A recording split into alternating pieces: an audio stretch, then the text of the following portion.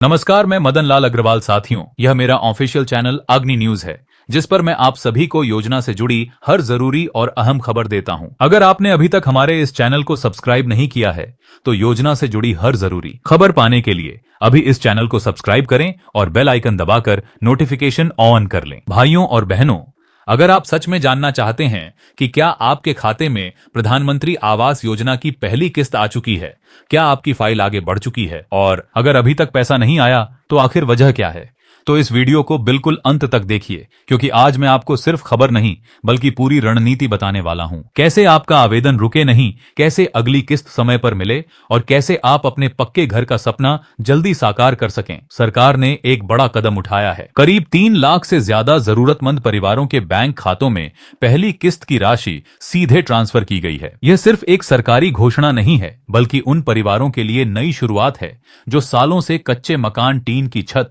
या किराए के घर में जीवन गुजार रहे थे, जिनके बच्चे बारिश में किताबें समेटते हैं, जिनकी दीवारें हर मौसम में चिंता बढ़ाती हैं। उनके लिए यह पहली किस्त उम्मीद की पहली ईंट है। अब सबसे जरूरी बात समझिए, यह पूरी राशि एक साथ नहीं दी जाती। योजना को चरणों में बांटा गया है। पहली किस्त नींव के लिए होती है। प्रशासन का साफ निर्देश है कि नींव मजबूत होनी चाहिए, क्योंकि मजबूत नींव ही पूरे घर की सुरक्षा तय करती है। जैसे ही पहली किस्त आपके खाते में आती है, आपको निर्माण कार्य शुरू कर देना चाहिए। देरी करने पर अगली किस्त रुक सकती है। सरकार ने इस बार प्रक्रिया को और ज्यादा पारदर्शी बनाया है। हर लाभार्थी को स्वीकृति पत्र दिया जा रहा है, जिसमें कुल स्वीकृत राशि, जारी की गई किस्त और अगली किस्त की शर्तें स्पष्ट लिखी होती हैं। इसका मकसद यह है कि कोई भी बिचौलिया आपको गलत जानकारी देकर भ्रमित न कर सके। अगर कोई कर्मचारी या एजेंट आपसे पैसे की मांग करता है, तो तुरंत शिकायत करें। योजना की राशि पूरी तरह सीधे बैंक खाते में भेजी जाती है। कई लोगों का सवाल है, नाम सूची में है लेकिन पैसा नहीं आया। ऐसे मामलों में सबसे पहले बैंक खाते की स्थिति जांचें। क्या आपका खाता सक्रिय है? क्या आधार लिंक है? क्या डीबीटी चालू है?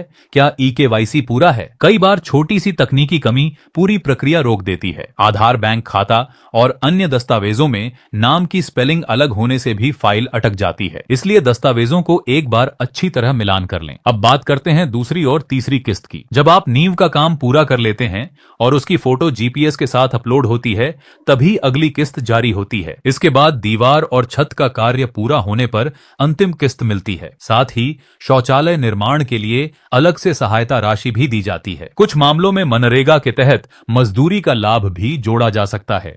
यानी योजना सिर्फ मकान तक सीमित नहीं, बल्कि पूरी संरचना को मजबूत बनाने की कोशिश है। प्रशासन ने इस बार निगरानी व्यवस्था भी मजबूत की है।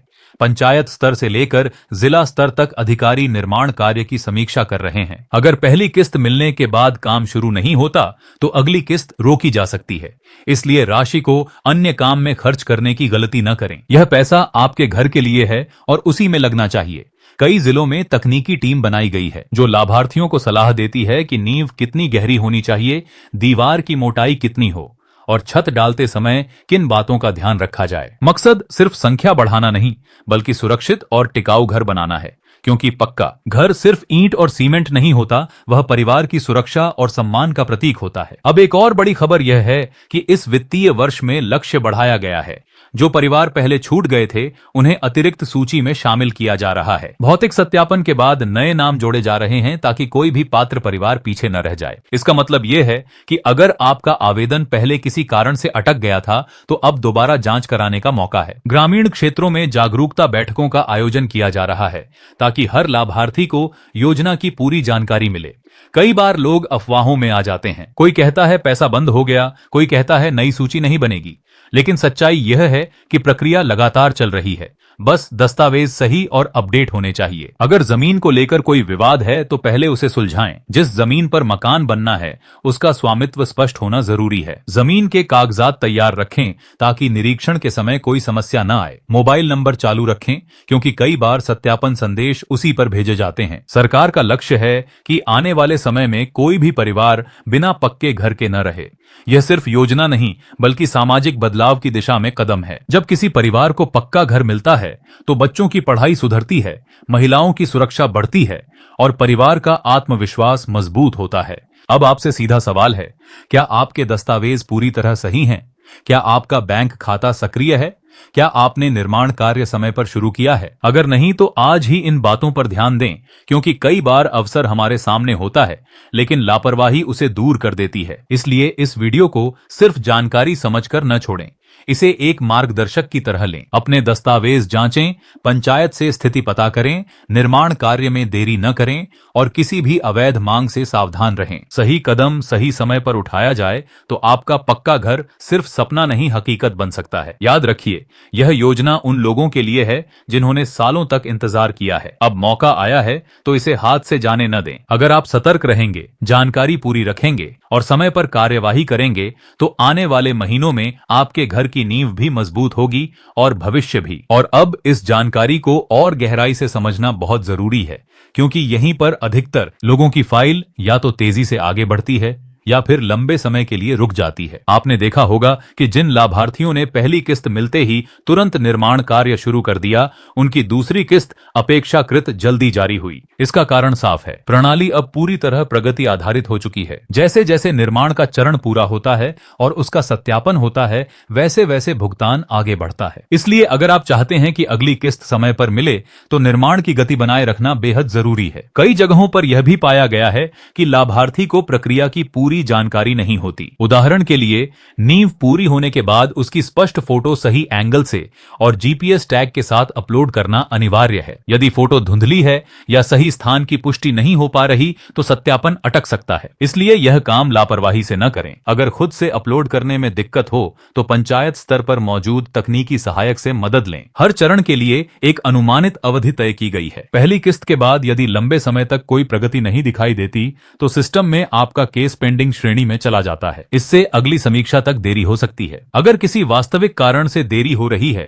जैसे पारिवारिक आपात स्थिति, बीमारी या प्राकृतिक कारण, तो इसकी लिखित सूचना संबंधित अधिकारी को जरूर दें। इससे आपका पक्ष रिकॉर्ड में दर्ज रहेगा। कुछ जिलों में प्रशासन ने विशेष अभियान चलाकर लंबित मामलों की सूची तैयार की है। जिन लाभार्थियों की फाइल तकनीकी कारणों से अटकी थी, जैसे आधार लिंकिंग, बैंक एनपीसीआई मैपिंग या ईकेवाईसी अधूरा होना, उन्हें शिविर लगाकर मौके पर ही समाधान दिया जा रहा है। यदि आपके क्षेत्र में ऐसा शिविर आयोजित हो तो जरूर भाग लें। कई बार महीनों की देरी एक दिन में खत्म हो जाती है। बस सही दस्तावेज साथ होने चाहिए। अगर आपका नाम सूची में नहीं है तो क्या करें? सबसे पहले यह सुनिश्चित करें कि आपने जो आवेदन किया था वह सही तरीके से सबमिट हुआ था या नहीं। कई बार सर्वे के दौरान नाम छूट जाते हैं या दस्तावेज अधूरे रह जाते हैं। ऐसी स्थिति में पुनः सत्यापन के लिए आवेदन किया जा सकता है। ग्राम सभा की बैठक में अपनी स्थिति रखें और आवश्यक कागजात जमा करें।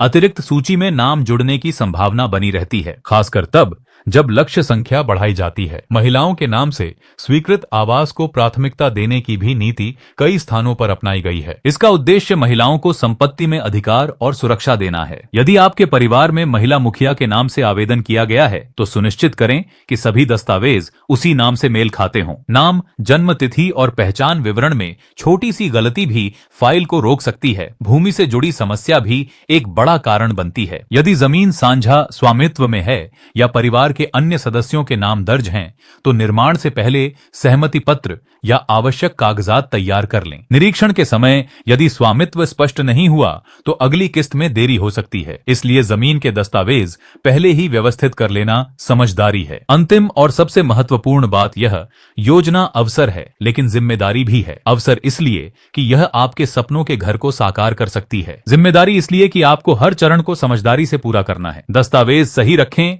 बैंक खाता सक्रिय रखें, मोबाइल नंबर अपडेट रखें और निर्माण समय पर पूरा करें। अफवाहों से बचें और केवल आधिकारिक जानकारी पर भरोसा करें।